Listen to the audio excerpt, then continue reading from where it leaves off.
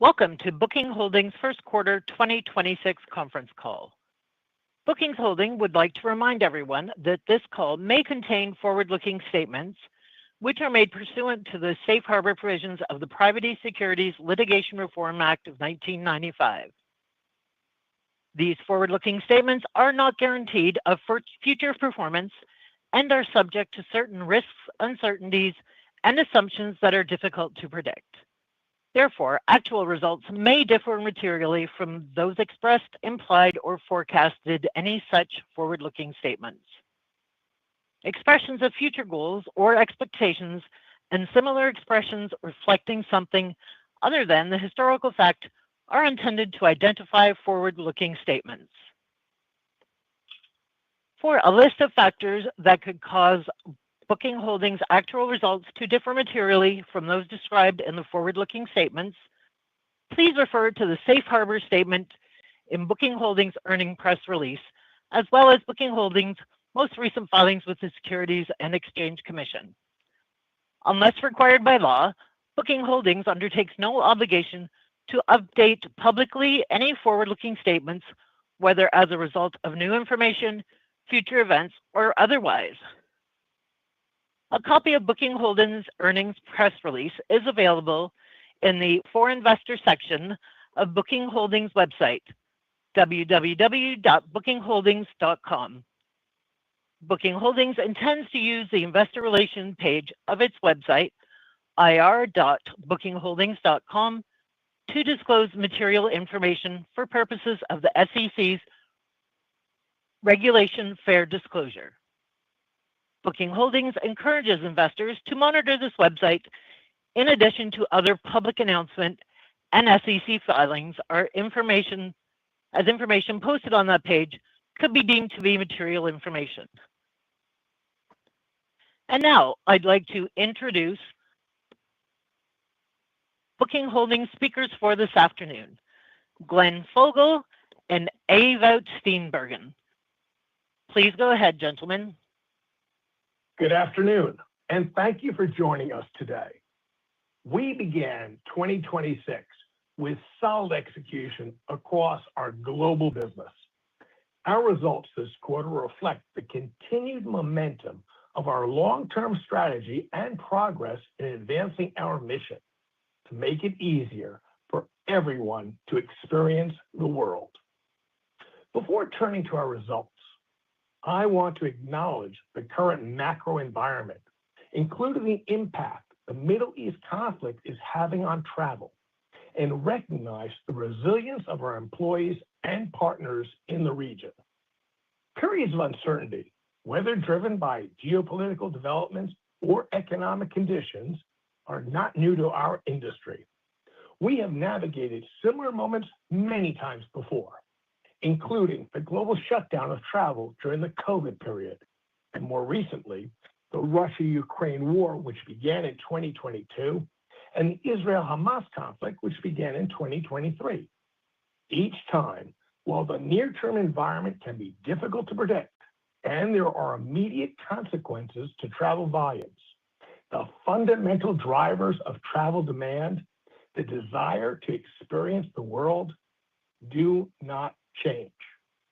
People have a deep and enduring desire to explore and connect, and that demand has proven resilient over time, generally growing faster than the broader global economy. So we remain focused on what we can control, delivering strong value, reliability, and service for both travelers and partners through differentiated, innovative solutions.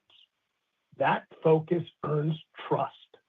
It's why customers choose us today and why we believe they will continue to choose us tomorrow, next quarter, next year, and over the long term. This disciplined approach was one of the drivers of our performance in the first quarter, and it remains the foundation of our long-term strategy. Despite the start of the Middle East conflict at the end of February, our teams delivered a quarter with strong execution and solid results. We booked 338 million room nights, which was in line with our prior expectations and represented 6% year-over-year growth.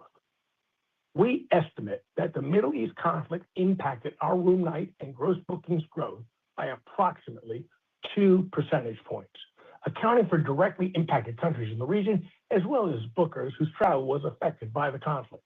Excluding this impact, we believe our room nights would have been up by approximately 8%. On a year-over-year basis, first quarter gross bookings of $53.8 billion grew 15%. Revenue of $5.5 billion grew 16%. And adjusted EBITDA of approximately $1.3 billion increased 19%. Finally, adjusted EPS of $1.14 grew 14% year over year. Ava will provide more details on the impact of the conflict on our financial results, as well as specific assumptions and implications for our second quarter and full year outlook. While near-term dynamics create some volatility, we view our overall position in the Middle East as a long-term strength and believe we are well positioned for when normal travel demand resumes. Regardless of the current uncertainty, we remain focused on the long term and the factors within our control to drive value. This includes expanding our reach in key markets such as the U.S. and Asia, advancing our connected trip vision, and continuing to innovate across our Gen AI capabilities, each of which I will speak to shortly. Our confidence in these initiatives and our future growth profile is reflected in a capital allocation strategy that we've employed for well over a decade, including the record $3.6 billion in share repurchases we completed in the first quarter. Since 2014, we have reduced our share count by over 40%, even after accounting for the dilutive impact of stock-based compensation by opportunistically investing in this long-term vision through our share buyback program. No one is better positioned than we are to understand what our long-term value can and should be relative to market fluctuations on any given day or quarter. As I just mentioned, we have reduced our share count by over 40% in 12 years. Importantly, we have done so at the average price per share of $93, thereby generating significant incremental investment returns for our shareholders by betting on ourselves at the right times. And while always preserving and exercising the flexibility to invest in both the organic and inorganic growth of our business. It is a strategy that we are very committed to. The U.S. is an area where we are increasingly seeing our intentional and targeted investments help drive growth. While we are a global leader, as we have mentioned in the past, we believe we have room to grow in this market. As a result of our continued disciplined execution, I am pleased to report that our U.S. room night growth accelerated for the fourth consecutive quarter to the low teens, driven primarily by strong domestic demand. We're also encouraged by the continued momentum of our direct channel in the U.S., which saw double-digit growth at Booking.com. Building a robust direct mix is not something that happens overnight. Growing our direct mix in the U.S. has been a multi-year effort built on disciplined investments in our product, brand, and supply, which we believe is positioning us to drive continued progress over time. Furthermore, we saw strength in the U.S.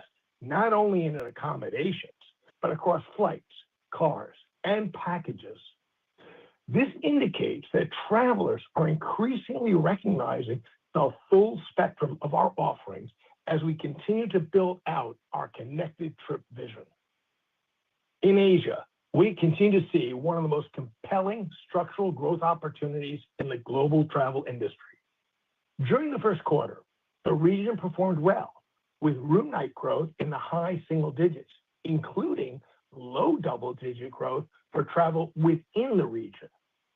What differentiates our position in Asia is our ability to operate effectively across a highly diverse and complex set of markets. Asia is not one unified region, but a collection of distinct countries and cultures, each with its own consumer behaviors, supply dynamics, and distribution channels. Our approach starts with a global playbook informed by the reach and capabilities of Booking.com, combined with Agoda's deeply localized expertise across the region. Building on that foundation, we have been investing in localization at the granular level, adapting our product, payments, and go-to-market strategies to meet the specific needs of each market. This includes building strong relationships with local supply partners, from traditional accommodations like Kayak in Japan to a wide variety of independent properties across markets such as Indonesia, India, and Vietnam, many of which sit outside major urban centers. At the same time, our distribution strategy is designed to meet travelers where they are increasingly spending their time. In many of these markets, that means engaging through social and messaging platforms where we are seeing encouraging traction across channels such as KakaoTalk in Korea, Line in Thailand and Taiwan, and through WhatsApp in India. By combining a global playbook with strong local execution, we believe we will continue to be well-positioned for the growth opportunity in Asia over time. Now, onto the Connected Trip, which is about making travel easier by bringing more of the journey together in a way that provides more value, lowers complexity, and ensures better customer service.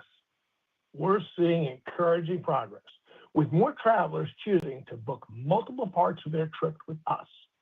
In the first quarter, connected transactions, meaning trips that included bookings across more than one vertical, grew in the high teens range and represented a low double-digit percentage of Booking.com's total transactions. This growth reinforces our belief that when we reduce friction and provide more value, travelers choose to do more of their business with us. Additionally, we're able to drive more incremental value for our partners as travelers increasingly engage with multiple verticals across our platform. And working with our partners, our vision is to provide personalized benefits within a connected trip that provides more value to both the traveler and the partner. Our Genius loyalty program is a key component of this strategy. Unlike traditional programs, Genius is built around immediate, relevant benefits, such as tiered discounts, free breakfast, or room upgrades that apply at the point of booking. We continue to see strong engagement from our higher tier Genius members who book and return more frequently than non-Genius travelers. Over the last 4 quarters, Level 2 and Level 3 Genius members represented over 30% of our active base and accounted for a high 50% share of room nights, up from the prior year. Given the importance of loyalty and the success of the program to date, we see an opportunity to further strengthen Genius this year. Let me now turn to Gen AI, which we continue to believe represents a significant opportunity to enhance both the traveler and partner experience. Our approach remains disciplined and focused on where AI can drive meaningful impact across our products and services, improving effectiveness for travelers and partners, driving internal efficiencies, and working closely with leading external partners to ensure we are well-positioned in the event that current usage of frontier LLMs for travel discovery and planning becomes more closely tied to direct, immediate booking execution. Even more so, I am pleased to highlight some of the current progress we've made on AI initiatives across our brands today. At Priceline, Penny continues to evolve into a more interactive, end-to-end AI-driven journey with increasingly advanced shopping and discovery capabilities. It enables conversational search and brings a multi-product trip together in a single, integrated view, including a dynamic travel map. Penny is also becoming more personalized, with the ability for travelers to build trips with an understanding of their preferences, with recommendations that improve over time. In very early testing from a small sample set, we are seeing a noticeable uplift from users who engage with Penny compared to non-Penny users. At Booking.com, we're introducing additional AI-driven capabilities to support travelers earlier in their journey, including enhanced natural language search and more dynamic inspiration-led discovery features. Smart filters have now been rolled out globally in accommodations, and we are beginning to extend and test these capabilities within the cars vertical. A key factor in the Booking.com approach is optimizing the user experience through experimentation and data analysis, a process that we are known for. We are doing this now, bringing together these new AI capabilities in the upper funnel and doing so across verticals. We believe we are making meaningful progress in integrating these elements, and we expect to continue building on this foundation over the coming year. As we advance these capabilities, AI is also enabling us to deliver greater value to our partners. By improving personalization and conversion, we can help drive incremental demand while also making partner-to-guest communication more efficient and intuitive, streamlining operations. For example, at Booking.com, agentic service flows for complaints and cancellation capabilities are improving the post-booking experience, reducing customer service contacts, and increasing self-service adoption, helping partners operate more efficiently. In OpenTable, we are building on the launch of AI Concierge by expanding it beyond answering diner questions into a broader discovery tool, starting with natural language search.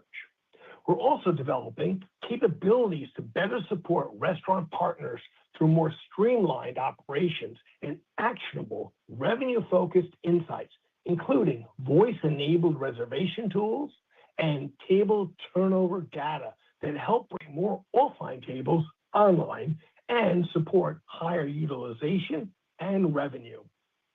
We continue to embed AI across our operations to drive efficiency, from automating customer service interactions and improving self-service rates to enhancing internal workflows that accelerate product development and decision-making.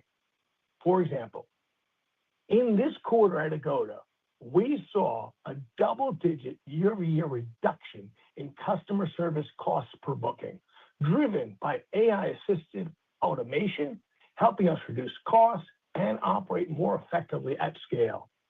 We continue to believe AI-enabled productivity and efficiencies are an area of notable opportunity.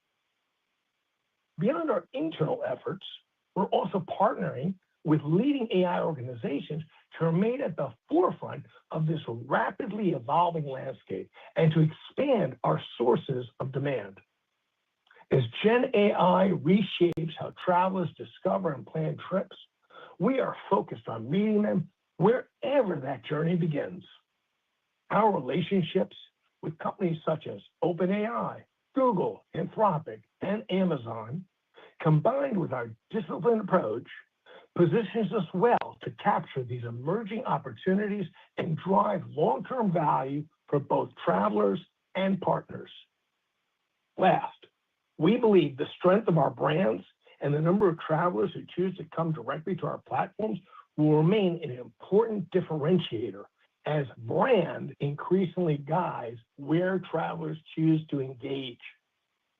Our consistent ability to deliver value underpins this dynamic and will continue to differentiate us over time while also helping ensure our supply partners, especially our small and medium enterprise partners, are discoverable no matter how people begin their traveler exploration and planning process.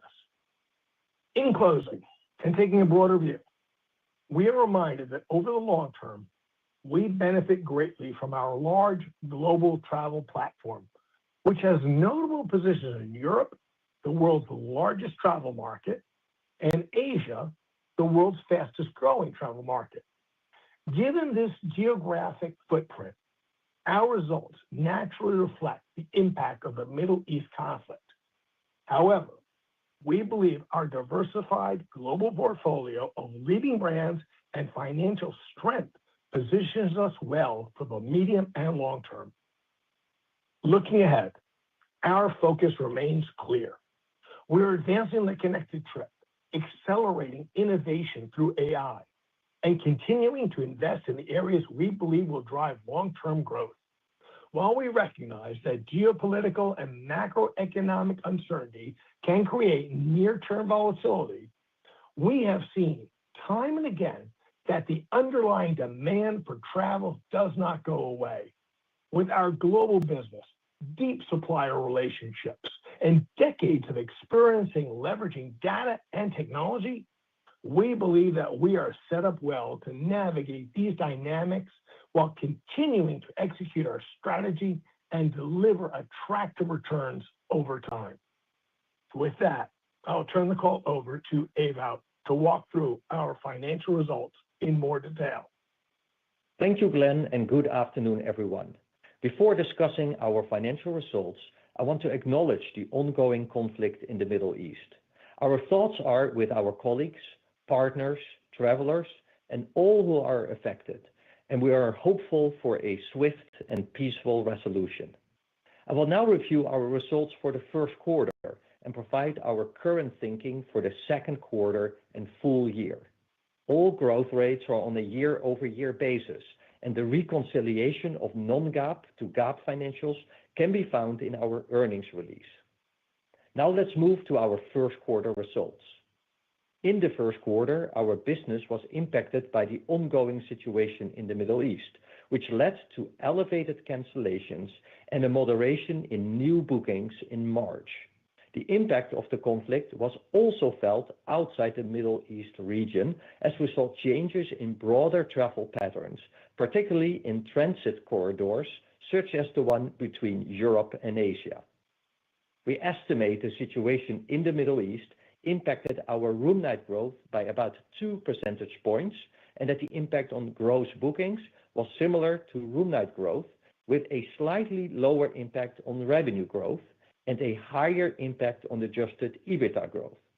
Excluding these impacts, our first quarter growth rates would have exceeded the high end of our guidance ranges across all key metrics. Our room nights in the first quarter grew 6%, or about 8% excluding the impact of the situation in the Middle East. This compares to our room night growth guidance of 5 to 7%. Immediately following the onset of the conflict, we saw an increase in cancellation rates and lower travel demand, resulting in March room night growth of 1%. We estimate that the impact of the conflict on March room night growth was about 6 percentage points, with about half the impact coming from reduced bookings and the other half coming from increased cancellations, which have historically been the highest in the first month after the start of a conflict. While room night growth was most impacted in the Middle East, we also saw an impact in other regions following the start of the conflict. Looking at our room night growth by booker region in the first quarter, Europe was up mid-single digits, including the impact from the conflict on bookers traveling to the Middle East and Asia. Within Europe, intra-regional demand from European bookers was up high single digits, consistent with the fourth quarter of 2025. Asia was up high single digits, including the impact from the conflict on bookers traveling to the Middle East and Europe. Within Asia, intra-regional demand from Asian bookers was up low double digits, similar to the fourth quarter of 2025. Rest of world, which includes the Middle East, was down low single digits. Bookers in the Middle East, including Turkey and Egypt, represented approximately 4% of our global room nights booked in 2025. If we include inbound travel to the Middle East, in addition to the bookers in the region, the Middle East represents approximately 7% of our 2025 global room nights. The US accelerated for the fourth consecutive quarter to low teens growth, driven primarily by domestic travel. We're encouraged by the acceleration we saw in our US direct channel. Our B2C direct mix remained resilient over the past 4 quarters, holding steady in the mid-60% range and consistent with prior year levels. We maintained this performance due to continued growth in direct bookers, offset by the impact of the conflict, as the Middle East has traditionally had above-average direct mix, and by continued declines in SEO traffic, which is a small contributor to our overall direct channel. We continue to see a higher direct booking rate in room nights received through our mobile apps, as well as from travelers in our higher Genius tiers. The mobile app mix of our total room nights was in the high 50% range, and the mix of Booking.com room nights booked by travelers in the Genius tiers of levels 2 and 3 was in the high 50% range. Both of these were up from the mid-50% range a year ago. Our alternative accommodation room nights at Booking.com were also impacted by the situation in the Middle East, and growth was about in line with our total room night growth.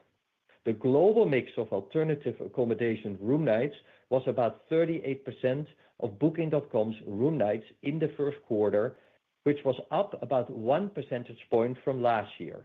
We believe that we offer a compelling experience for travelers by seamlessly integrating alternative accommodations, independent properties, global chains, and our other travel verticals. Our total merchant gross bookings increased 24% year-over-year in the first quarter. Merchant gross bookings represented about 72% of total gross bookings, and this mix increased 5 percentage points versus last year. Our merchant payments platform is a core enabler of the Connected Trip vision, providing flexibility for both travelers and partners while adding incremental revenue and contribution margin dollars to our business. In our other travel verticals, we delivered strong growth despite the impact of the Middle East conflict.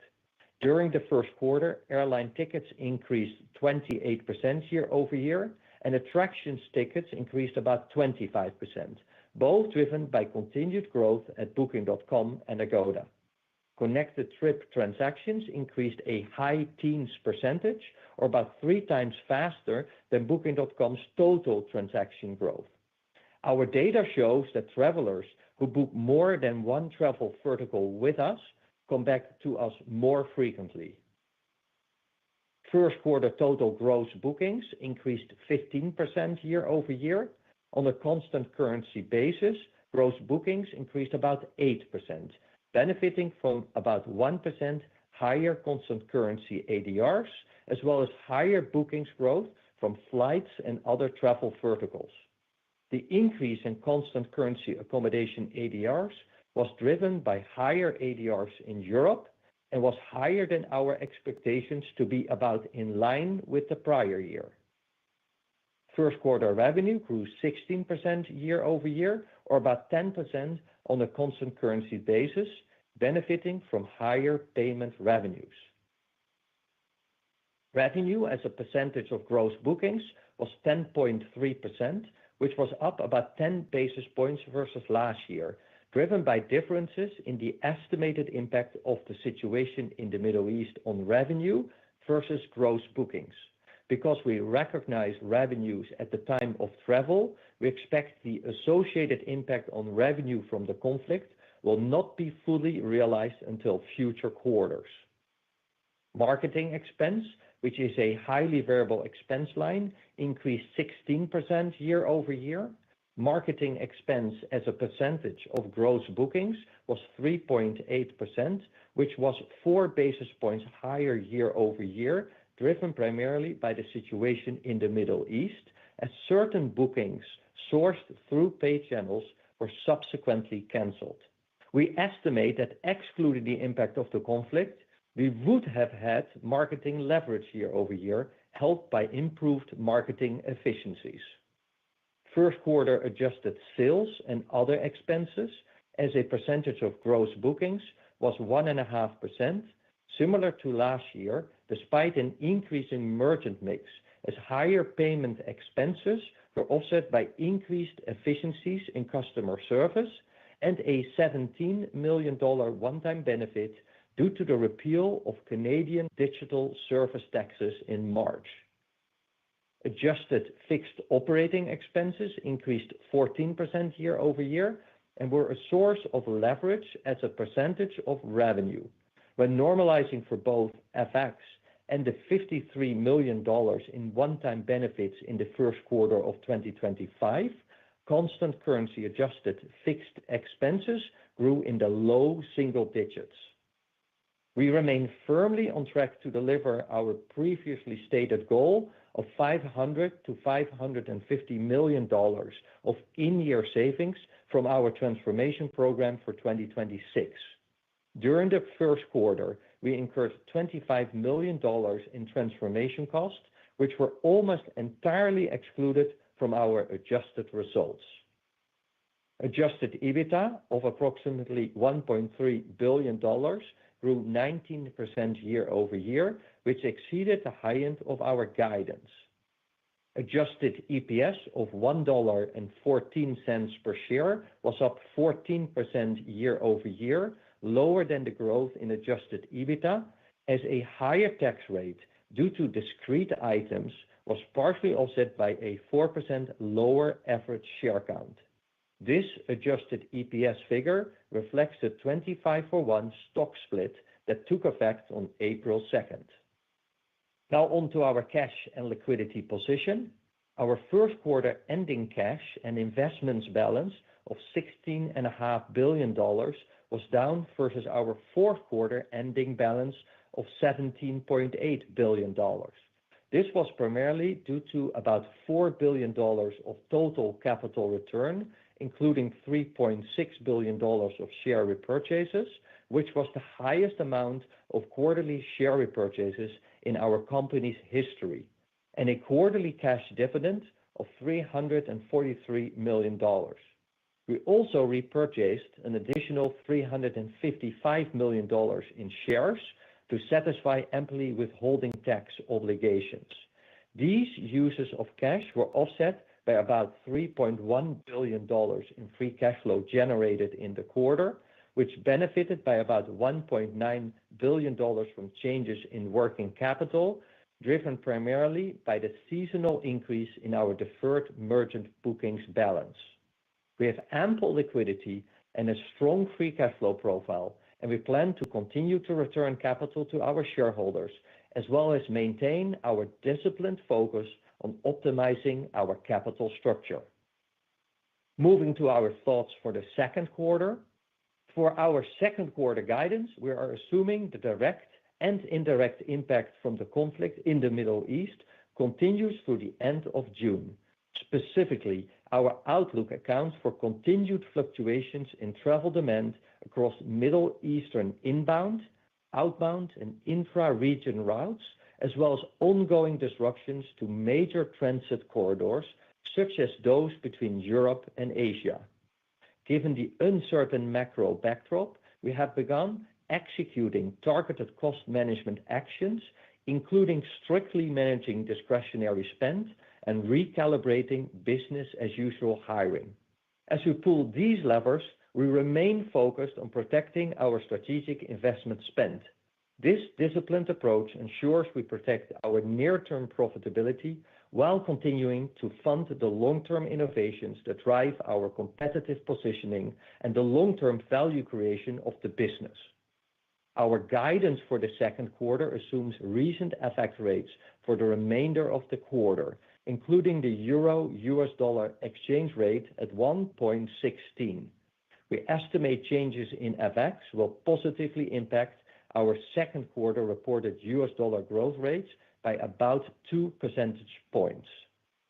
We expect the impact of the situation in the Middle East will be higher in the second quarter than it was in the first quarter, as the conflict spans the full quarter, though this is partially offset by our expectation that March had the highest concentration of cancellations, which drove the first quarter marketing deleverage.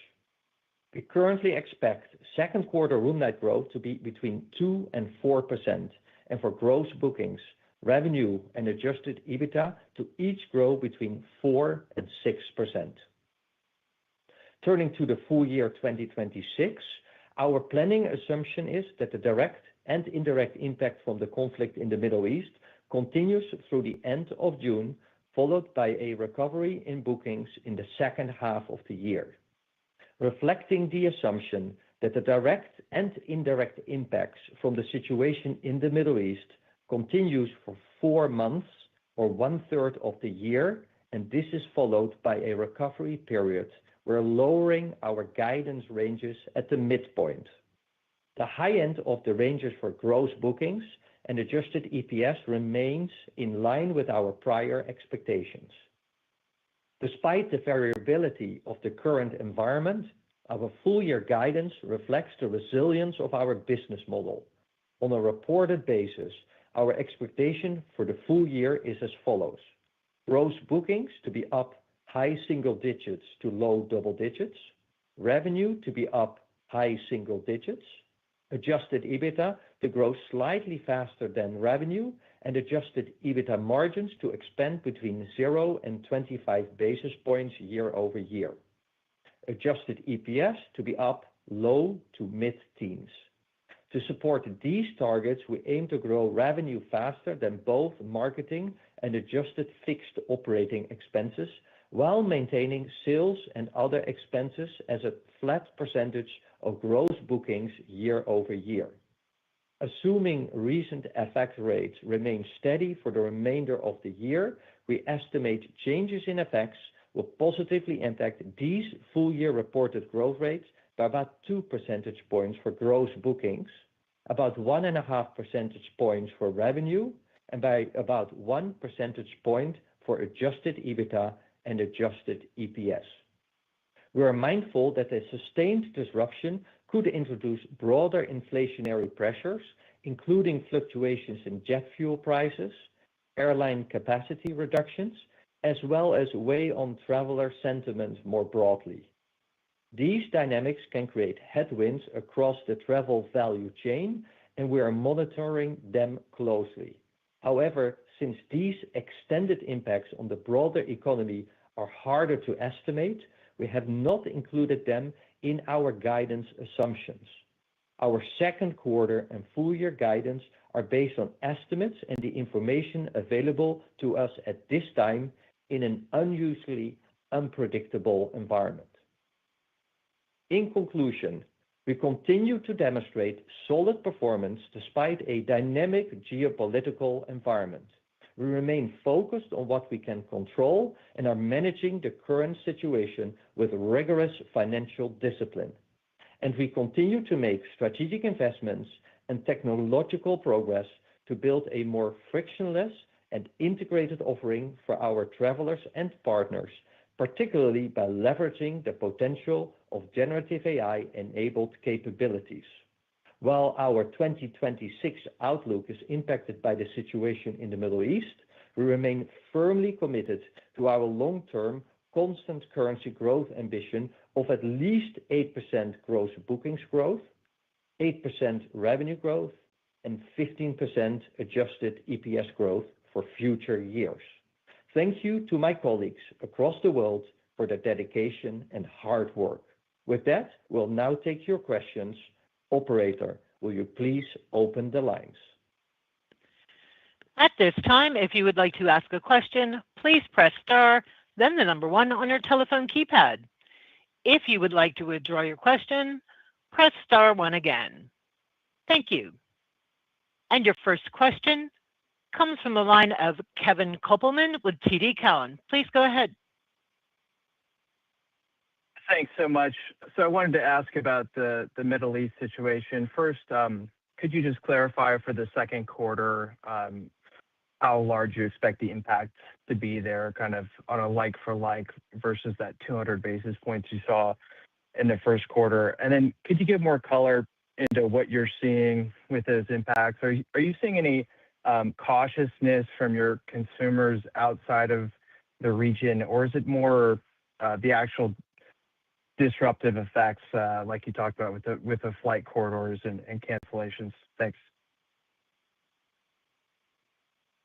Yes, sure, Kevin. This is Ewout. Let me give you a little bit more color on those aspects, what we are seeing in the Middle East and what we have assumed for the second quarter. So in terms of the headwind, from a numbers perspective, approximately 3 points of headwind in the second quarter. So if you look at for example, our room nights from 2 to 4% on a normalized basis, you have to put 3 points on top of that to look at what we would expect without the impact of the Middle East.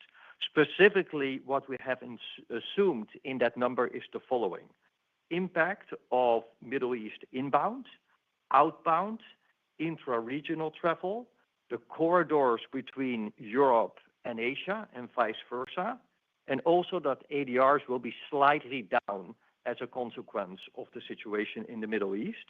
And we have assumed that this situation will continue from a direct and indirect impact perspective for 3 months, so for the full second quarter. Of course, no one can exactly say how long it will last.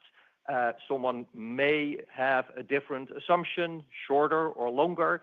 Anyone can put whatever you want in your model, but this is what we have assumed in terms of this guidance, that we see the impact for the full second quarter, and then assume some kind of a recovery in the second half of this year.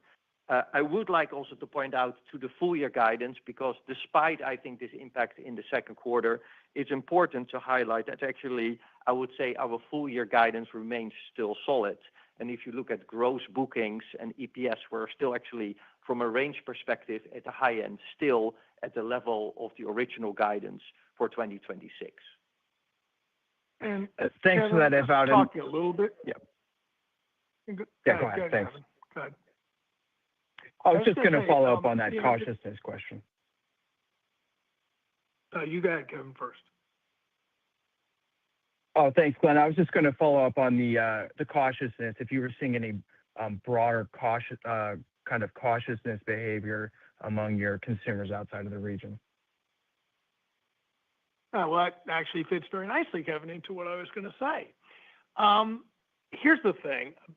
The team has done an incredible, great job of trying to come up with our best estimates of the future. And Ewout just said it, though. You can have a different view. Many people do, I'm sure. The thing we absolutely are very certain of is this will end. We don't know when, but it will. We do know travel will normalize. Now, how quickly? That also an unknown thing.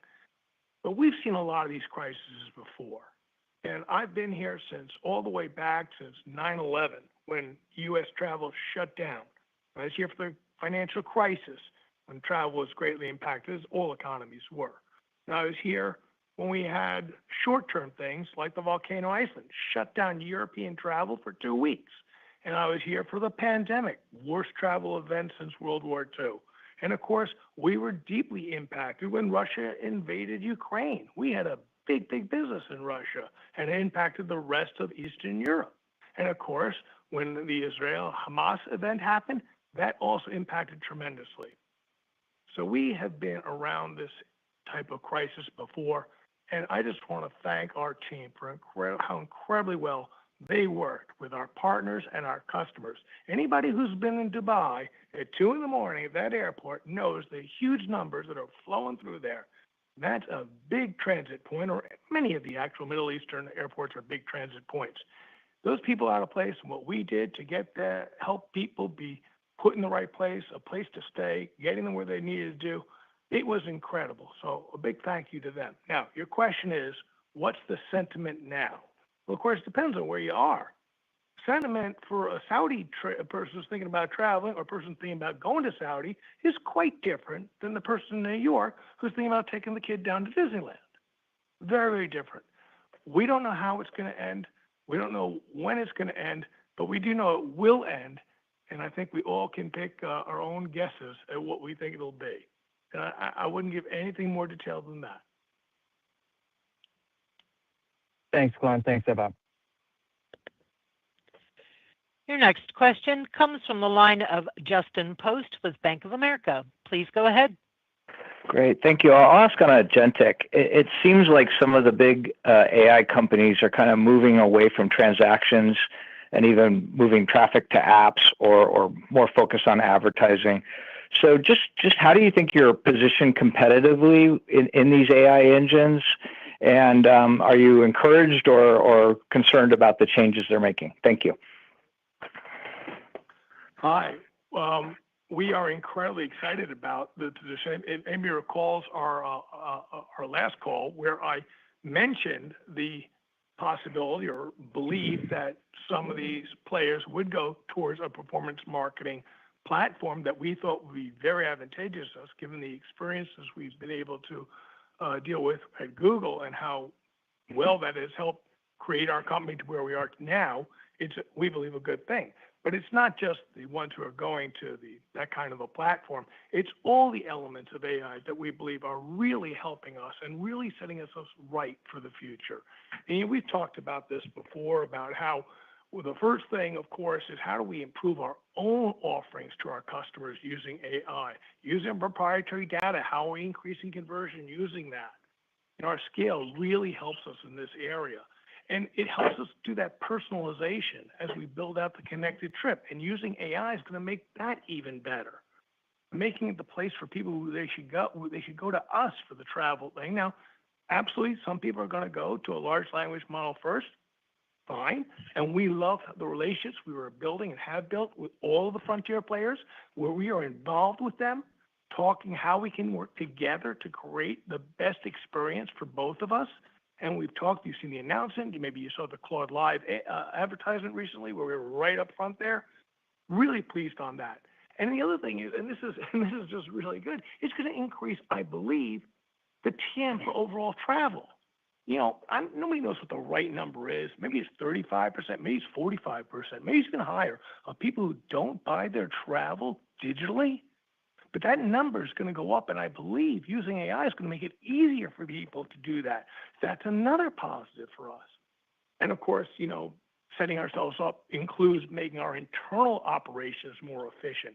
And we're using AI throughout the organization, up, down, all over, making things more efficient. And by doing so, then we have more resources to put into making a better experience for the travelers and our partners, which is also another area where we're seeing great advantages for both of us. So all in all, AI, I believe, is an absolute positive for us, not a negative. I know some people may have misunderstood and thought it as a big threat. I see it much more as an opportunity. Great. Thank you. Your next question comes from the line of Mark Mahaney with Evercore. Please go ahead. Okay. I'll ask two questions, and both of them about the U.S., please. That low teens growth you had in room nights in Q1 was the strongest maybe we've ever seen, or it's been a while. And Glenn, you talked about some cross success in cross-selling. Just maybe spend a little bit more time on that. Is that something that are there? And I know there's a lot of little things that go into it, but are there one or two major unlocks that really kind of help move that growth rate to somewhat unprecedented levels? And then just getting back on this cautiousness commentary, the question I have, I think the question out there is, are you seeing softness in travel that's sort of more economically driven, i.e., with rising airfares in the U.S., rising gas prices? Are you seeing softness that's not directly at all related to the Middle East, but just related to the fact that it's more expensive to fly from New York down to Disney? Thanks. Hi, Mark. So I'll take the first two, and I'll let Ewout talk a little bit about potential softness in the U.S. He's got some data. He can talk a little bit about that. I got to say, it is just so exciting to see incredible hard work done by so many people here for so long to start seeing it result in really nice growth in the U.S. And, Mark, you've heard me talk about the U.S. is an area we're going to invest in. We're spending time, money, people, and I've been saying it for some time. And for now, 4 quarters in a row, we've been accelerating our growth rate, now low teens. That's just wonderful. It's really nice to be able to say, this is what we're going to do, this is what we're doing, and then see the results come out. So I am really pleased. When you look at share, I mean, obviously, you can look at any third party in terms of what was the total growth in the U.S. in terms of the accommodations area, far, far, far below, low teens. So we are taking share, which is great. And we're doing it because we're building a better product. We're making people aware of it, doing all the things I said we were going to do. We're doing it, and it's helping achieve these kind of results. Now, part of it is this idea of this cross-selling. I say connected trip. It's really providing a better way for travelers to do their travel. And we're building that out and being able to offer flights in the States. We didn't used to do that with Booking.com at all. Having that ground transportation, having attractions, look at those numbers. They're pretty good. Now, these are not U.S. numbers. These are global numbers, but they're still great. 25% for those attractions, 28% for those flight growth numbers. These are really, really solid. And then you throw on the idea as we continue to build out even more things, we're able to do more of the personalization. That's the thing where my vision has always been treat the customer like they used to be treated when they used to go to the human travel agent back in the day who knew so much about you and offered you up what you really wanted and was able to get you the value that really matched up with what you could afford.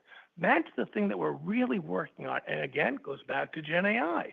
Having that kind of technological capability to really bring back to the customer what they want and need at the same time, enabling those partners of ours to get them what they need, what their incremental demand needs are, and be able to put together things, orchestrate in a way that makes it so much better for them too. This is just win, win, win, that third win being us, of course. So I'm just so excited about that, and I see a lot more coming. Ewout, you want to talk a little bit, though, of what we've seen in the States right now? Yeah. Mark, so what we're seeing in the U.S. travel market in general, a couple of points there. First of all, the high end is remaining strong, but that's what we already have seen over the last few quarters. Really encouraging to see that the lower end segment is improving. And that has been quite weak, as you know, for the recent past. So what we're seeing there is the booking window is now stable. ADRs are flat. And that is really a change because they were down at the lower end segment for many quarters in a row, but they are now flat. Although trips are still slightly shorter. So I don't think we're completely out of the woods yet, but really much more positive and optimistic than we have seen for a long period of time. In terms of the more recent signals, it's too early to draw any conclusions around it. Yes, we see some prices going up, for example, over airline ticket prices, with some of the airlines reducing capacity. How much that ultimately will impact demand is still uncertain, so I can't give you a specific answer on it.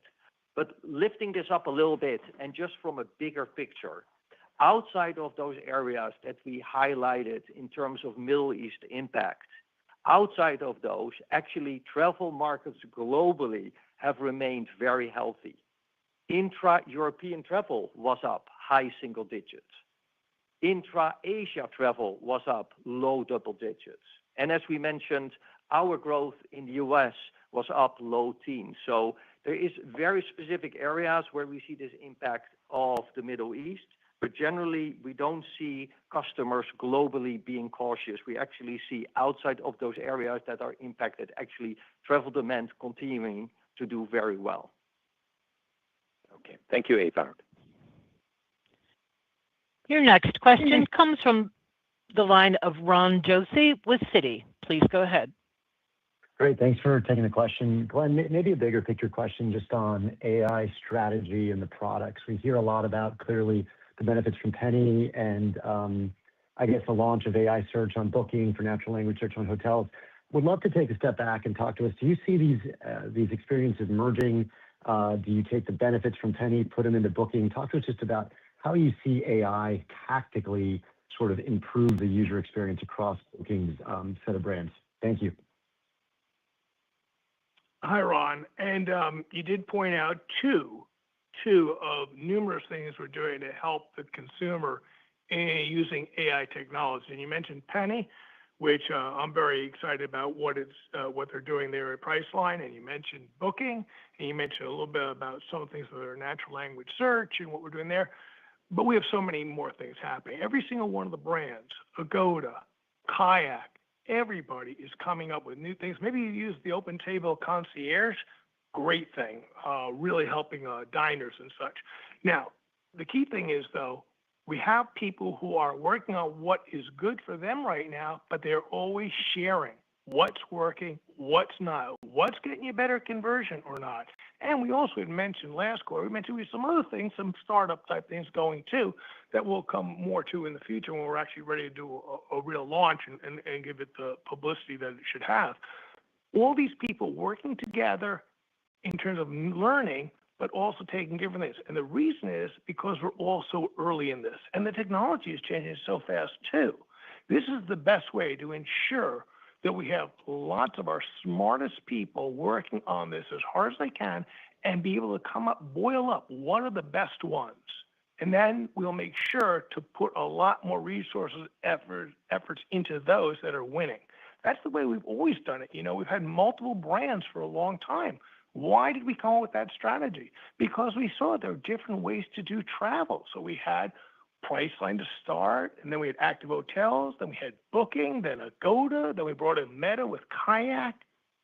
These are all similar type results in terms of helping travel, but there are different ways to do it. And that's the same thing right now at the stage right now, is using different teams, different ways, and then consolidate it when we see the best ones. That's the strategy. Thanks, Glenn. And any insights on maybe early results on conversion rates? I know we've said cancellation rates have improved somewhat. So any insights there would be great. And thank you for that. Yeah, I mentioned in the script, very small sample, but we're very pleased about it, that we're seeing the actual lift in what Penny's doing in conversion. And look, the great thing, again, this is no different than way back in the day when one of the first people came out with A/B testing.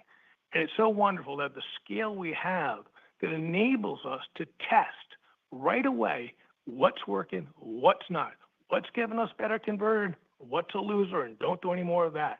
That's, again, it's an advantage you have when you're big and you can afford the resources to put to it, and you have enough people coming to visit that you can very quickly get a result. And Ron, if That's I may great. add Thanks. to that, Yep. we're also looking at other metrics. So it's not only conversion, although we see there, as Glenn was just saying, some very early positive signs. But again, the sample size is still very limited.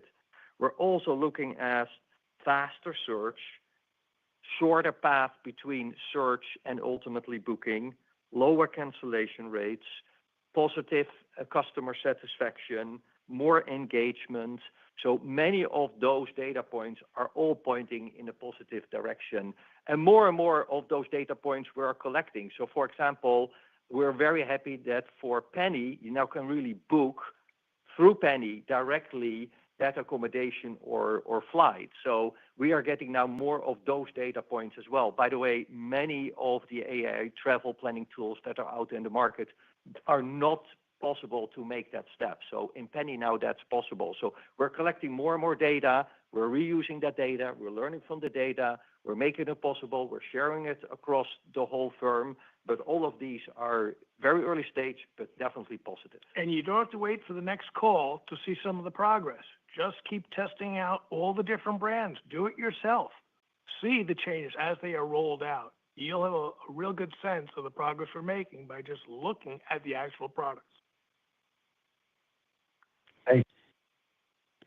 Your final question comes from the line of Brian Novak with Morgan Stanley. Please go ahead. Great. Thanks for taking my questions. Maybe two. Glenn, on the public call on the main remarks, you talked about strengthening Genius this year. Can you maybe talk to us a little bit how you think about ways in which you want to strengthen the Genius program this year and maybe into 27? Then the second one, just to go back to your very last comment about rolling out more agentic capabilities, making Penny more widely available, expanding the booking agent. What sort of is the main constraint to scaling that for you guys at this point? Is it compute capacity? Is it you need the sort of R&D testing time? Like what is sort of the biggest lift you have to clear internally to scale this out to make it a material driver of the business? Thanks. Yeah. So on the first one on Genius, absolutely something we are working on now. I believe, Connected Trip by itself is fantastic. Connected Trip with Genius, superpower. And we need to bring it together, and we're working on this. The best ways we're going to bring together Genius in a much better way down the road that will create even more loyalty, make people enjoy and feel that they got a better value. They're doing a better way to travel using us by putting it all together in a much more cohesive, really holistic way. Now, you'd probably like me to give you the details right now, and you're probably not surprised I'm not going to do that. But I assure you, when we are ready to roll that out, you will see it, you will hear it, you will know it. That's on Strengthening Genius. Regarding rolling out any of these things, whether it be Penny or any of the things, this is always a function of what do we think it is in terms of best in class, ready to roll, ready to rock out to as many people, or do we want to still keep it somewhat limited, testing it to improve it further, make sure it's all working the exact way it should be, see what sort of problems there could be or not. It's definitely not a compute problem. It's not a sense of cost. It is purely one of the way we always do things. We like to test things. We like to make sure it's working. We don't want to have customers who are unhappy. We want to make sure we're meeting any regulatory issues that we have to deal with. That's one thing I think a lot of people really just don't have a sense of. There are a lot of rules about AI now, particularly in Europe, though all over. And we have to make not only the AI rules, but also the privacy rules. And then if you're doing payments, got to make sure that's fitting under there too. Lots of things. So we just want to make sure we do something right. And Brian, if I may add to that, but of course, we are very focused on going as fast as we can, because strategically, think about it in the following way. For us, it's very important to protect customers that are coming direct to us. We want to make sure that they have an experience in our environment that is at least as good as they can get at a generic horizontal agent, because in that case, they want to do that with us because they are with a brand they know, they trust, they have their loyalty program with, they know that you can flip it to a booking. If something happens, they can make the update, the changes, you can make the cancellation, you know who you can call, who you can contact. So we have that brand trust, loyalty with the customer. So going as fast as we can so that they can have that experience, that full experience in our environment is going to be the most important thing to actually not protect the direct channel, but further expand the direct channel in the future. Cool. Thanks, guys. That concludes our question and answer session. I would now turn the call back over to Glenn Fogel for closing remarks. Thank you. In closing, I want to thank our dedicated employees, stockholders, and most importantly, our travelers and partners, whose commitment and support were foundational in our strong execution and solid performance this quarter. While we remain mindful of the current macroeconomic and geopolitical environment, we have navigated similar periods before and remain confident in the enduring, resilient demand for travel. We stay focused on what we can control and continue to execute against our long-term vision. Thank you and good night. This concludes today's call. Thank you all for joining. You may now disconnect.